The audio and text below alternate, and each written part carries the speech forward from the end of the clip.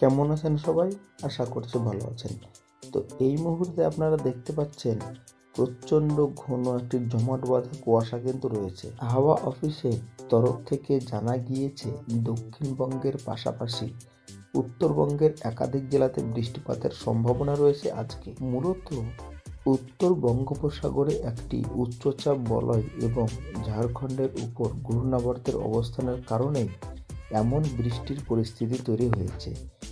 তবে হাওয়া অফিসের পূর্বাভাস থেকে জানা গিয়েছে শুক্রবার অর্থাৎ আজকে বৃষ্টি হতে পারে দক্ষিণবঙ্গ এবং উত্তরবঙ্গের একাধিক জেলাতে।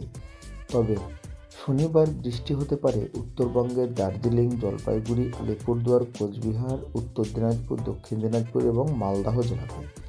এবং দক্ষিণবঙ্গের ক্ষেত্রে নদিয়া, হুগলি, হাওড়া, কলকাতা, উত্তর চব্বিশ পরগনা, দক্ষিণ চব্বিশ পরগনা এবং মেদিনীপুর জেলাতে। শনিবার এই কয়েকটি জেলা বাদে প্রত্যেকটি জেলার আবহাওয়া কিন্তু শুষ্ক থাকবে।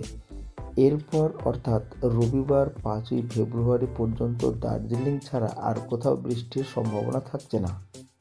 তারপর আবার উল্লেখযোগ্য একটি আপডেট দিয়েছে আলিপুর আবহাওয়া দপ্তর যে 7ই ফেব্রুয়ারি বৃষ্টির সম্ভাবনা রয়েছে দক্ষিণবঙ্গের একাধিক জেলায়, যেমন উত্তর ও দক্ষিণ চব্বিশ পরগনা, কলকাতা এবং পূর্ব মেদিনীপুরে 7ই ফেব্রুয়ারি বৃষ্টির পূর্বাভাস দিয়েছে।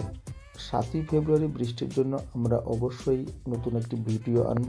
তবে এই সমস্ত ঝঞ্ঝা কাটানোর পর 8ই ফেব্রুয়ারি থেকে আপাতত রাজ্যে কোথাও বৃষ্টির সম্ভাবনার কথা জানানো হয়নি। অর্থাৎ 8ই ফেব্রুয়ারির পর থেকে আমাদের রাজ্যের আবহাওয়া মোটামুটি শুষ্ক হতে পারে। অন্যদিকে বৃষ্টির পর আকাশ পরিষ্কার হলেও সর্বনিম্ন তাপমাত্রা কমার কোনো লক্ষণ দেখতে পাচ্ছেন না আবহাওয়াবিদরা। অর্থাৎ বুঝতে পারছেন এই মেঘ কেটে যাওয়ার পরেও ঠান্ডা যে পড়বে জাঁকিয়ে তার কোনো নির্দিষ্ট ধারণা দিতে কিন্তু পারছে না। তো বন্ধুরা, এই গেল আবহাওয়ার আপডেট। তো যারা ইউটিউব চ্যানেল থেকে দেখছেন তারা অবশ্যই চ্যানেলটিকে সাবস্ক্রাইব করে নেবেন, আর যারা ফেসবুক পেজ থেকে দেখছেন তারা অবশ্যই পেজটিকে ফলো করে নেবেন।